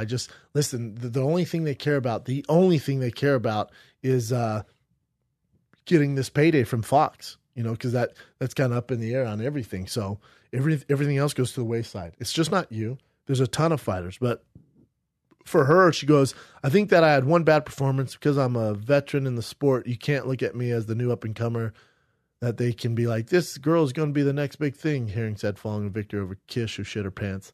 I already solidified myself in it didn't say shit her pants. I already solidified myself in the sport. I've been in it for 15 years. I fought some of the best, and I fought completely out of my weight class in so many fights. Honestly, if you want to know the truth, I just feel like I'm not young and beautiful for the UFC to want to promote me. And it's sad because I've really worked hard to be here, and it's hard to see. These people who haven't been through what I've been through and just get to the UFC at the right time, they're getting all these opportunities. I've seen how hard I've worked to get here. It just doesn't matter because I'm not pretty enough and I'm not getting younger, so I don't know. I don't know if I look at it like that. Her fighting style, she's not exactly, like Paige Van Zandt is a straight dime piece, whether she played football, basketball, baseball, whatever it is. Yeah. She's a pretty girl for anyone. She knocked out a girl with a Karate Kid jumping kick. We can market that. For Felice, she tends to just grapple. She's very pretty. She's a veteran. And I agree with her 100%. They need to market her more. But it's a combination of things. She's also someone who's getting lost in the shuffle. She's a veteran. Some people kind of know her about her, but she's fallen victim. There's a lot of other fighters who can say the exact same thing. Yeah, I mean, she's just saying that to maybe get some more push. It's fallen upon deaf ears. Yeah. UFC's going, what? What's her name? Can she sell pay-per-views on Fox, or how's this going to work? No, just tell her to keep on keeping on. Right on. How about a Bellator one real quick? So Scott Coker, I'm sure people talked about this before many times too, because, UFC, you have to wear the Reebok uniforms. Scott Coker said that he doesn't know how the UFC can legally force the fighters to wear it since they're independent contractors. Yeah, he actually said this on The Fire and the Kid when I had him on there last time he came on. He said, listen, they're independent contractors. He said on the latest episode of MMA Hour. Shout out to Ariel Helwani. Sure. How they're forced to wear uniforms to this day still baffles me. I should be against the labor laws or something because you have to wear the sponsor. You have to wear a certain uniform when you fight. To me, they should be contractually positioned to get whatever sponsor they want. If Ryan Bader went out and made $1 million in sponsorship, good for you. Yeah, and that's why Bellator's, doing well. Mm-hmm. I agree. I just don't think anyone has the balls enough to stand up to the UFC and say this ain't right. And we can talk about it till we're blue in the face. Until the fighters actually do something about it, I'll probably stop talking about it. But Scott Coker's right. They're independent contractors. You can't force them to wear something because they're not employees. What else you got? All right, you posted this. I think you posted it yesterday. Chris Cyborg boxing with a professional boxer. Clarissa Shields. Mm-hmm. Not only is she a professional boxer, she's a 4-time gold medal winner. She's 4 or 2. No idea. Hold on. Clarissa is the only American male or female to ever win 2 gold medals in Olympic boxing. Man, I thought it was 4. Probably 2 if it's up 2's there. amazing. 2's good. Yeah. Why'd I say 4? That's so intense. That means you'd fight 16 years. You're wrong, Brendan. It's 2. Yeah, way to go, Brendan, idiot. That's my private conversation right now. Clarissa, 2 gold medals in Olympic boxing. She's undefeated as a pro and is a world champion at 165 pounds. So she, Cyborg brought her in. I posted this because, I mean, obviously Clarissa is the better boxer, but you can see Cyborg, you know, she's not doing terrible. Mm-hmm. So I just put, just for these, not for the MMA community or the UFC people or anyone who's followed Chris Cyborg, but I put this for those regular boxing heads. And then you know what their response was? Yeah, Clarissa not 49 as pro and fucking counter boxer, man. And look, I love this, the guy who sits in his cubicle. Look at the footwork of Cyborg. It's so off. Well, bro, you should go fucking work for ESPN or Friday Night Fights or something with your critique. I'm just saying, people think MMA guys or girls and gals, haven't spent a lot of time boxing to get ready for mixed martial arts. It's one of the major components of the sport of mixed martial arts. I like to be. They're going. Hey, I don't recommend going that hard for anyone watching that video. That is not healthy for either of them. It's cool to see. Definitely don't hit each other that hard though. That's not healthy. That Clarissa is a dime piece, and she is a monster, super monster. You know, Cyborg too. You know, for Megan Anderson, you see that, you're like, Jesus Christ. I mean, even from like my perspective, obviously I'm not a boxer or MMA guy, but just looking at them, it looks like one person can land one and one person can go out, no problem. Yeah, it doesn't look like someone's so vastly above someone else. Now take this away, and you go, listen, we got the best. I think she was on ESPN Body Issue. Is she up for Female Fighter of the Year? I'm not sure. Or Female Athlete of the Year. If she's not, you get your shit together, everyone who picks those things. But Clarissa Shields, 2-time Olympic gold medal. So if you just said, check it, we got this girl, Clarissa Shields. She's the face of women's boxing. 2-time Olympic gold medal winner, undefeated, and then undefeated as a pro, world champion. How was she doing against Cyborg? Oh, my God. She wouldn't touch her. She would get fucking destroyed. It's not even the same sport. Oh, you're talking rugby to baseball. What? Listen, Cyborg hasn't put in her 10,000 hours like Clarissa. Clarissa did it since she was a kid, man. No way. What? Yeah, but, you know, Cyborg's a really good athlete, man. She's probably the best striker ever in women's mixed martial arts. It doesn't matter. Different sport. Weird. Looks like Cyborg kind of held her own. Now, would she beat her in a fight? Probably not. Could she knock her out? Yes, she could. Now, can Clarissa knock her out at any given time? Yes. But it's compelling to see, isn't it? Mm-hmm. Open your minds. What else you got? All right. How it's about a cool this video, one? man. I like both those girls. Can't wait for their fight. Yeah, they're going at it. Well, you saw the fight with Tim Boetsch and Johnny Hendricks. Before you get into this, how about Johnny Hendricks misses weight at 85? Stop fighting Johnny Hendricks. 2 people need to stop fighting. BJ Penn and Johnny Hendricks. Stop right now. When Johnny Hendricks doesn't make 85, it's time to go, bro. And you just lost. So you lost to Tim Boetsch. We tried this 85 thing out. You didn't make weight. If you don't make 85, it's just over for you. It's game over. And then for BJ Penn, he looked like he didn't want. If BJ Penn wants to fight, I will support him. He's one of my favorite fighters of all time. And I hate supporting guys who fight late. But if you want to do it because it's your passion, you love to be in there. But when I see you turning your back and not wanting to be in there, why are you doing this? Why the UFC sanction him to fight? And honestly, he's not even that huge of a draw anymore. Look at the numbers. The numbers won't be pretty. And he leads off the main card. So what are we doing? Why are we doing this, man? Go back to your thing about Tim Boetsch.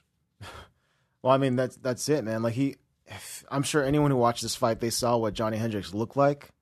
And I mean, if he looked like he was in shape and missed 185, that's one thing, right? He looked so out of shape. He looks like that steakhouse that went under. He was like, I will take all the baked potatoes and stuff them in my garage. And it was just like, It does, though. It actually looks like he ate a What ton. happened? You know what? The Big Rig Steakhouse went under, and I have a million T-bones in my backyard. And I just load up on the fucking potatoes, the baked potatoes with cheese, sour cream, and that's how I cut weight. He looked so out of shape. He looked, like I say, fuck when I say thicker than a Snickers. He's thicker than a Three Musketeer. 'Cause that thing with the nougat in the middle, all nougat, is so goddamn thick. He's thick like Three Musketeer. Take 2 baths. Take 2 baths. I thought Tim Boetsch looked good. Neither guy's going to knock your hair back, but I thought Tim Boetsch looked better. He's stronger. His striking was better. Johnny Hendricks, you got to stop, brother. I love you. You got to stop. He says, Tim Boetsch says that he thought it was unprofessional, Johnny Hendricks, and then he's also saying maybe he was taking me lightly. But do you think Johnny Hendricks was taking him lightly, or just like? I just think Johnny Hendricks loves food. Yeah, I think his restaurant the Big Rig Steakhouse went under. He had all those goddamn dinner rolls lying around the house.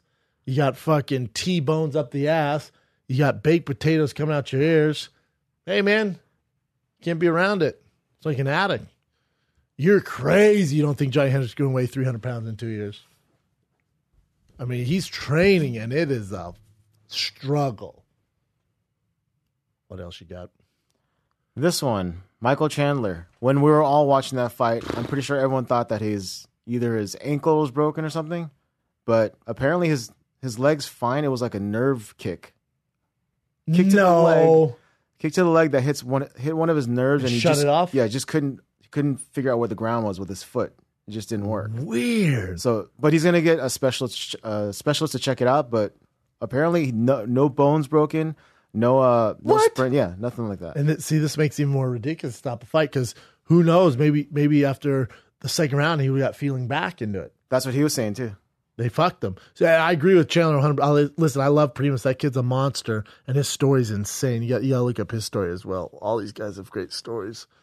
So much to do with telling these guys stories that someone needs to do it. I didn't like how he was celebrating so much from winning Brent Primus after this, like when he was getting the belt. But then I don't know his story. I just thought it looked really like. You gotta look up his story. Yeah, it looked. You gotta look up his story. All right, I'll just say that. Look up his story. I'll use my Eddie Bravo term here. Look into it. All I'm saying is look into it. That's all I'm gonna say. I'm gonna send you some short YouTube videos. Look into it. Look into it. I agree with Chandler. He's not the real Bellator lightweight champion. They shouldn't have given him the belt. They should never stop the fight. He could have got the feeling back, especially when I find out it's not a broken bone. It looks so bad. He'll be back. I mean, Chandler's a straight monster. Nothing's broken. I went straight to the ER doctors at Bellevue ER. I got an x-rayed. Nothing's broken. Oh, so they'll be fighting soon. Yeah, he's good, man. They'll be fighting real soon.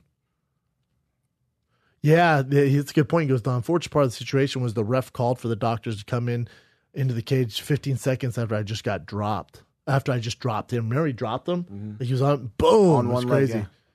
You heard me, and I said, I looked at 3 doctors, and I said, this thing better be broken. If you're going to stop this fight in front of all these people with all the hard work I put in, with all this on the line and the belt, this thing better be broken. Yep. That sucks. What else you got? Shout out to Michael Chandler. Just one more that you were talking about before. Manny Pacquiao saying that Conor McGregor has no chance. But you pretty much in other news, Manny Pacquiao loves rice. I mean, does he? I don't know. Is that racist, Jim? No, he does for sure. I've seen him eat without a doubt. On those 24/7, he eats a ton of rice. Yeah, dude. Hashtag no racist. Hashtag Islanders, Asians, we all love rice. Yeah, fucking what? Yeah. Mark Munoz told me I could say that. He's from the Philippines. And Mark eats a shitload of rice. Shout out to Mark Munoz. He put the real fight and the best fight is Triple G versus Canelo. The best versus the best. That's the fight I will be watching. Nah, bitch, you're gonna watch both. But also, your coach said, if he wins this one, what we want is the rematch him versus Floyd. Hey, Freddie, I'm gonna chalk it up brain trauma that you said that, but ain't nobody want to see that rematch.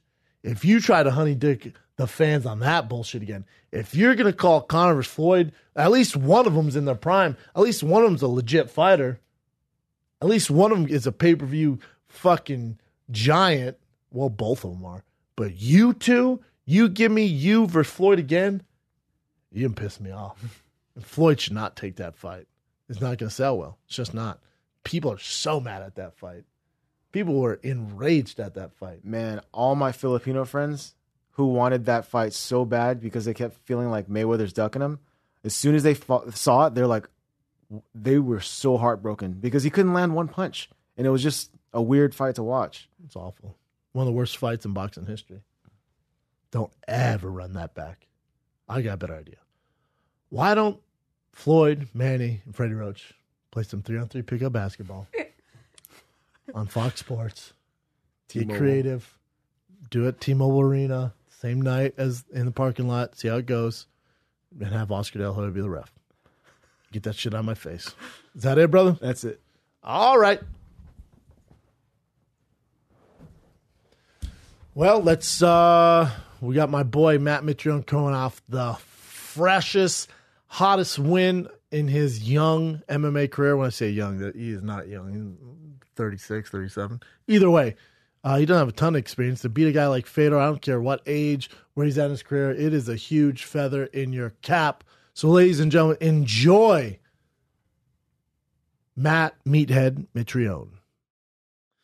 Ladies and gentlemen, coming off the biggest win in his career, and shit, anyone's career, we got the one and only Matt Mitrione, who's coming fresh off a knockout of the legend. Some people regard as the best to ever do it in the heavyweight division, Fedor. Matt, what's going on, brother? What's up, my dude? Thanks a lot for having me on. But it was so good to see you at that fight. It was a good feeling, right? Like I was telling the story on how, I don't know if you knew this, right when you won, I went into the back and I was like high-fiving you and grabbing you. I'm like, yeah, fuck yeah, Matt, you just beat Fedor. And then I walked out and Fedor was standing right outside the gate there. I was like, my bad. Ooh, if you knew where you were right now, that'd be pretty awkward, but it's okay. How you feeling, brother? How did it all go down for you, man? Is it surreal for you to beat a guy like Fedor? You know, man, you know me, man, and unfortunately, it's like we talked about before, is that it's just another victory right now. I mean, really, it is. Maybe like in the future it'll change, but like I'm happy about it. I'm glad I got the payday. I'm glad it's over. You know, like I'm glad I can start to finally focus on somebody else. But really, man, it's okay. You know, like I've gotten recognized a hell of a lot more. Like we were in Chicago yesterday, and dude, I got recognized everywhere in Chicago. I mean, and that's not usually a fight town. Yeah. I hear you, man. Like as soon as it happened, I said, "Well, Bellator, you got your next superstar." Because when you've always been this guy, you're a fan favorite and stuff like that, and you're undefeated in Bellator, but you haven't had like that marquee win. And what I thought was interesting, what I talked to you about right after, I'm like, dude, I don't get why you don't ask for the belt. Like that should have been for the vacant heavyweight title. Like it's Fedor, he fights for titles, son, and you just murked him. Yeah, I don't get why they don't give you a title. I don't know why they didn't make that a title. Maybe it's because you only had a limited number of fights. I don't know, but or like signed to Bellator. Yeah. But and that's the thing too, man. When it comes down to the title, I honestly, you know me as well as anybody in the world does.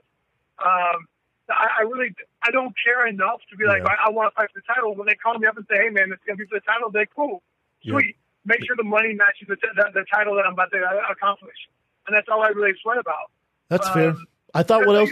Go ahead. I'm gonna fight everybody. I'm gonna fight everybody sooner or later. If you're good enough, I'll punch you in the face. Yep. And it's just in my opinion, it's just a matter of time. Well, where do you go after a guy like Fedor? I mean, you know what I'm saying? He's by far the most famous heavyweight that signed with Bellator. I mean, they have Roy, and Roy has his fight coming up. They got a guy like Bobby Lashley, Yeah, I don't know, man. I'm glad that it doesn't fall on my shoulders to make that decision.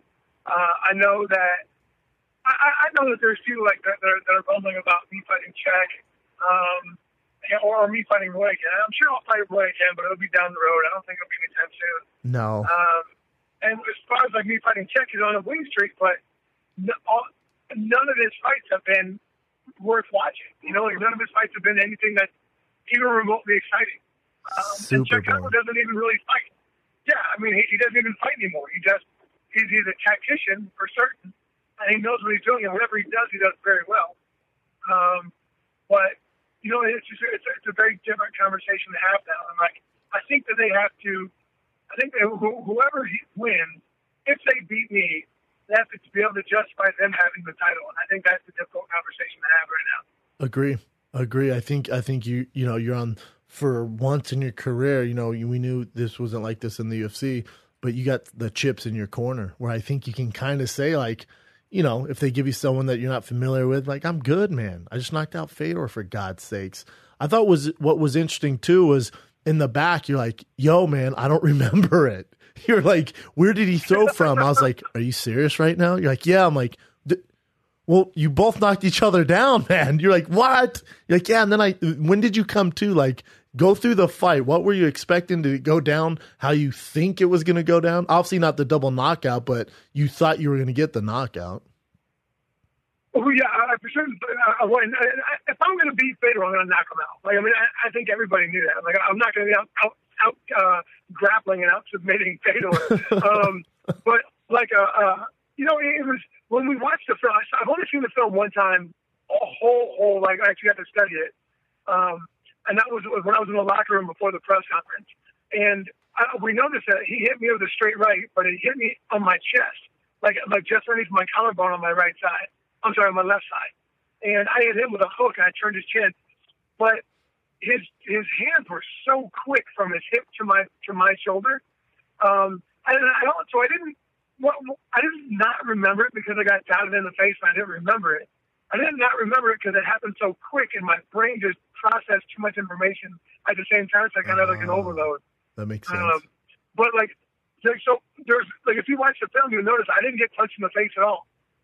It's just I must have just rotated my shoulders, and his came up so close that I didn't brace enough. That's a good night when you don't take any hits to the face, no brain trauma, son, and you beat Fedor. Dude, yeah, not bad, man. Like, and the thing is, like, when he kind of ducked under for a single, and I hit him with a couple like uppercuts from underneath the armpit. Yeah, I had him laying in that chin trap, and then once he slapped back, I kind of jumped on him and I punched him one time, and dude, I felt like I touched his soul. Like I hit that punch so hard, man. It looked so hard because it came from all the way from the top, and then just all the force landed right on his Russian face. Dude, I hit him so hard in that moment. Like, actually, I thought to myself, like, oh God, like, ooh, that hurt. Oh, I'm so sorry, man. I'm so sorry. I was when he came out, he looked good too, man. And when he threw those first couple punches, I'm like, this motherfucker's quick. He still got it. Oh, dude, he's really quick.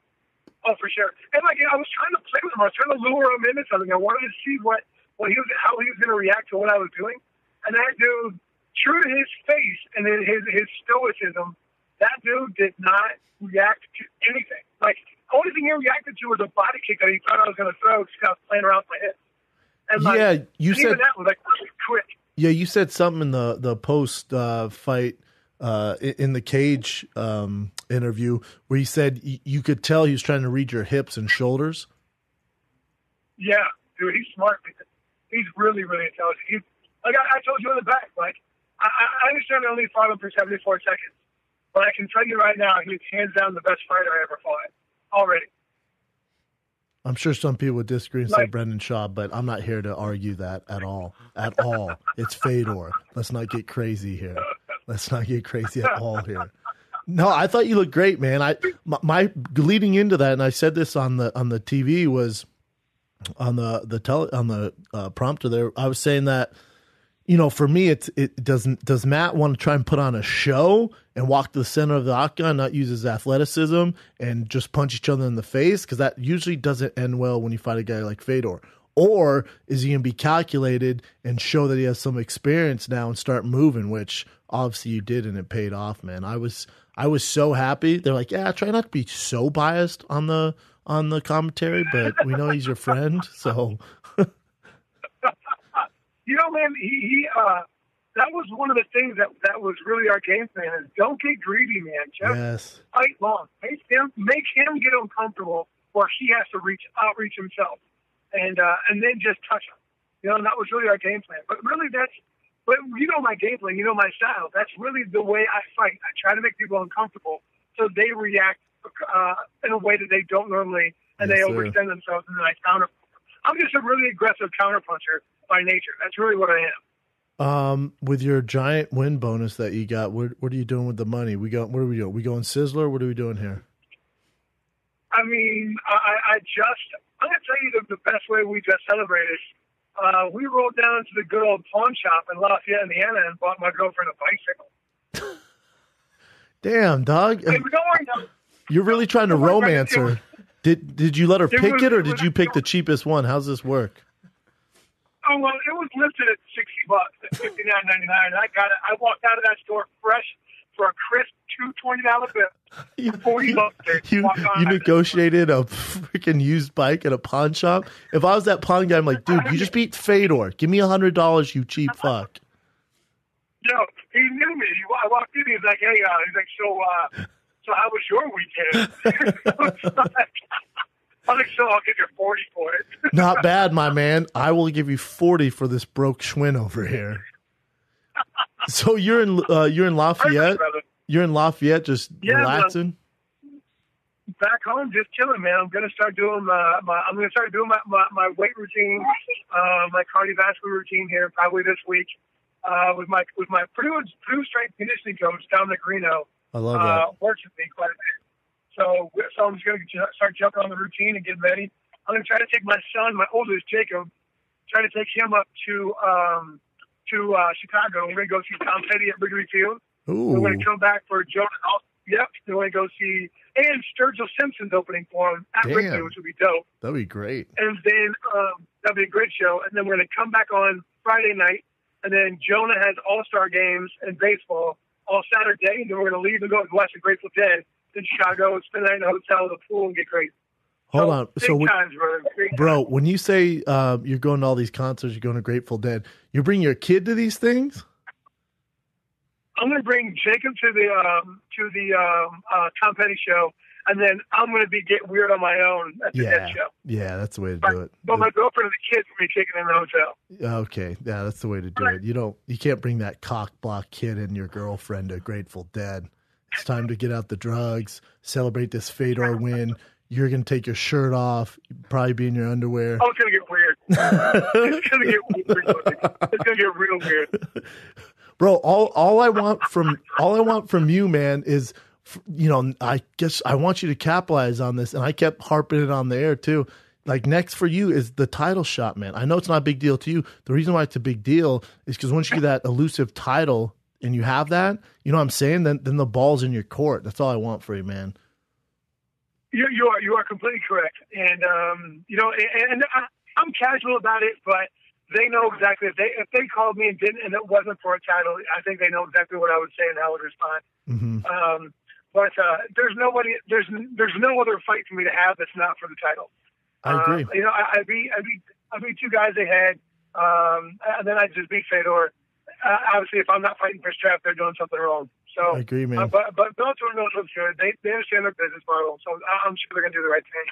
I agree, brother. I think we just go on a little campaign and get this done, and I'll freaking text Coca right now. What did you think about Chael Wanderlei? To be honest, and this isn't something I haven't said before. I wasn't on paper. I was like, God, why is this the main event? Like, Fedor Matt is a more compelling fight. Lima Larkin, Chandler Primus, like, all these are better fights. Pico, that's an actual up and comer. Like, I would have put this, to kick off the pay-per-view. But man, that was an entertaining fight. It was good. It was really good. I mean, obviously, Wanderlei was like, wrestling? Nah, forget that. I'm not going to work on that. I'm just going to try and knock him out like it's 1997 and just forget everything else. What did you? I didn't get to watch any of it. I saw little bits and pieces of when Wanderlei was on his back and Chael was on top of him. But I didn't get to see any of the grappling. I didn't see any of the transitions, nothing else at all. I didn't even see if anybody got punched. No, Chael got dropped. Like, when Chael did try playing the striking game, he got 8 up bad. Like, if he didn't get him down, Wanderlei would have definitely, it'd been a different outcome. But Wanderlei, just the takedowns were easy for him to get. And then, Wanderlei's from that old school, Josh Thompson, I don't know if we talked about this on air, but off camera we're talking about this as well, is Wanderlei has that old school jiu-jitsu where they haven't adapted to the times and the evolution of mixed martial arts. So once you're in guard, he tries to submit guys off his back, controls posture. He lets them rain down punches. He's not really trying to get up. He's very methodical down there.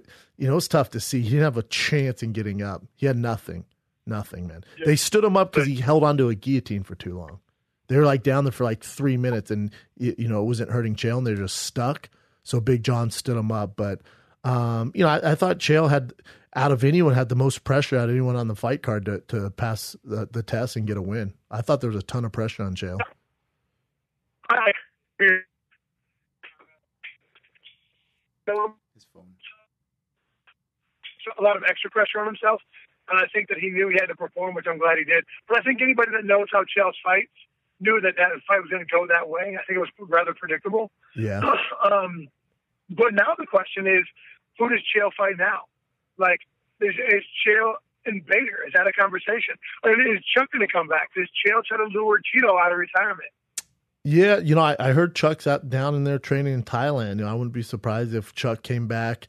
I wouldn't be surprised if, depending on how often Chael wants to fight, but Chael versus Rory makes a lot of sense to boost Rory's limelight in Bellator. I think it's an awful matchup for Chael, but I could see him doing that. I honestly wouldn't be mad at Chael versus Fedor, to be honest. You think that'll happen? I do. I think there's a good possibility of it. Because who else? Fedor's going to do a few more fights. You can't give him another guy like you, they're not a favorable matchup. I think Chael versus Fedor makes sense. Yeah.